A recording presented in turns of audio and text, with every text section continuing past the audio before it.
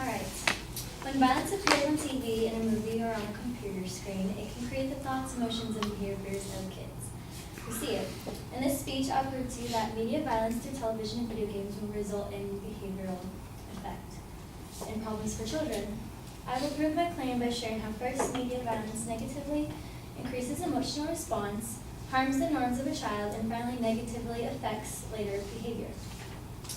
With that being said, first, media violence increases negative emotional responses, increasing the short-term aggression of triggering aggressive thoughts and decisions, enforcing a tendency to imitate observed behaviors, not only short-term but also long-term, repeated exposure, can produce progressive thought patterns and aggressiveness, like children becoming less sensitive to pain and showing no interest in suffering of others.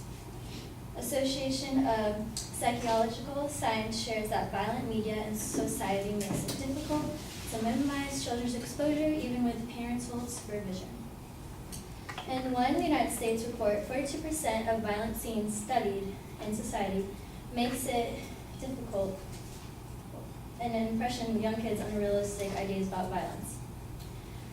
Researchers who work in the University Center for Forensic and Family Physiology state violent imagery increases aggressive and fearful behavior in young children, and most likely boys, resulting in children showing more fear in the world around them and believing that the world is meaner and scarier.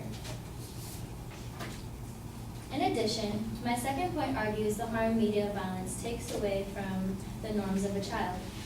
Children begin to think that this type of violence is a normal behavior, and resulting these thoughts being difficult to change later in life when they grow up.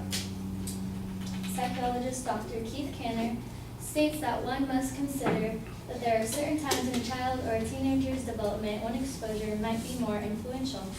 For example, children between ages 2 and 5 are still mainly theorizing and thinking of their life in a magical way and make-believe.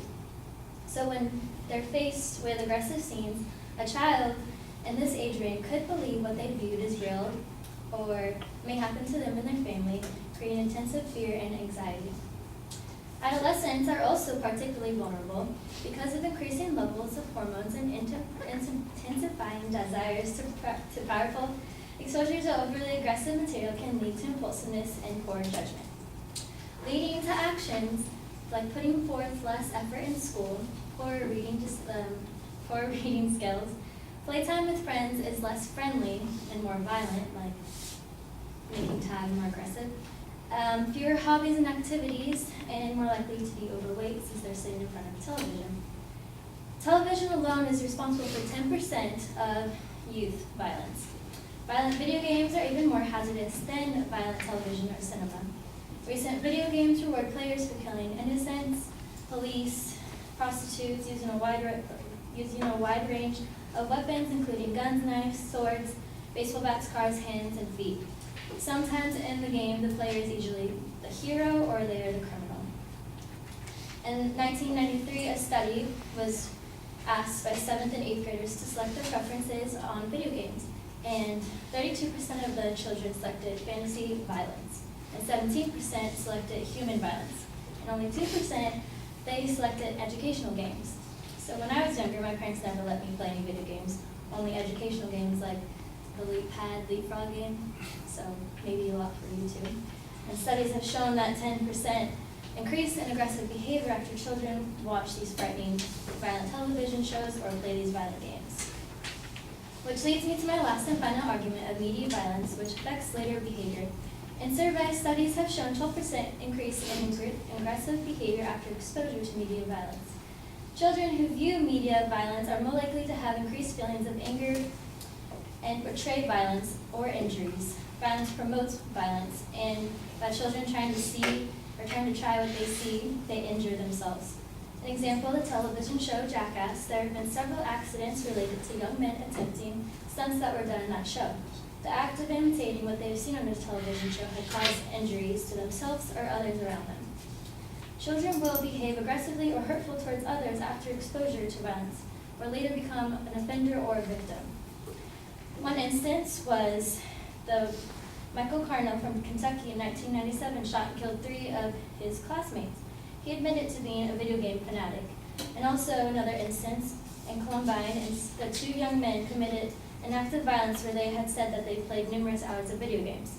To conclude, children exposed to media violence may become less sensitive to pain or to the suffering of others, may be fearful to the world around them, or are more likely to behave in aggressive or hurtful ways towards others.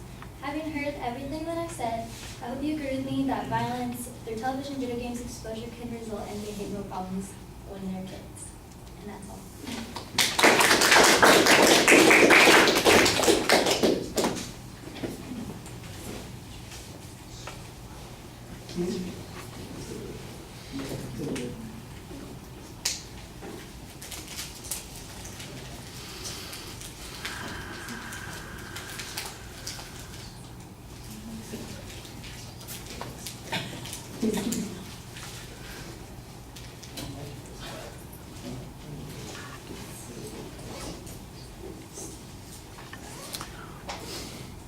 All right, the proposition's clear. The secondary points, the phrasing on some of those claims is a little bit ambiguous, and a lot of the explanations sound like they are psychological, for lack of a better term, technobabble, which I think needs to be made into something a little bit more practical. Some of it is so ambiguous, it's raises their aggressive behavior, or creates a sense of fearfulness. So how do we measure any of these sorts of things? What impact does it have on the children in terms of their behavior or the way they respond to other people's behavior? Some descriptions of those examples, I think, need to be a little bit more solid. The way you do that at the end is by referring to cases where we had video game players who went off the deep end and committed heinous crimes, and I think that that's going to turn into one of those places where people are going to be arguing about the legitimacy of the application of these terms, gamers, and is that really the source of these guys' problems, the guy from Kentucky and the two Columbine guys? There may be other issues that are going on there. You're implying a causality here that seems like it's, there's definitely an impact of watching these kinds of things. I don't think anybody, the amount of aggressiveness or reaction, you watch a game or you play a game and you feel a particular way.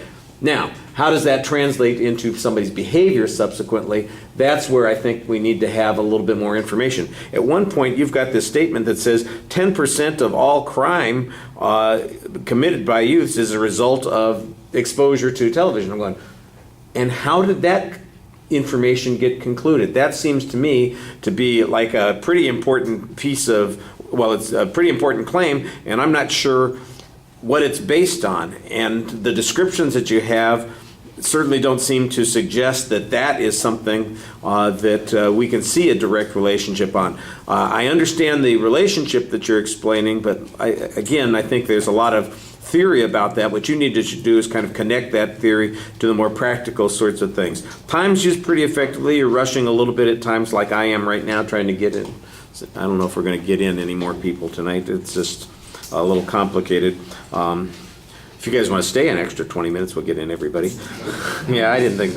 I did. You had a great exit line, and then like earlier, you stepped on it at the exit. So when you watch it back, you'll see, just stop at the end of the proposition, and then don't add that part. And that's all.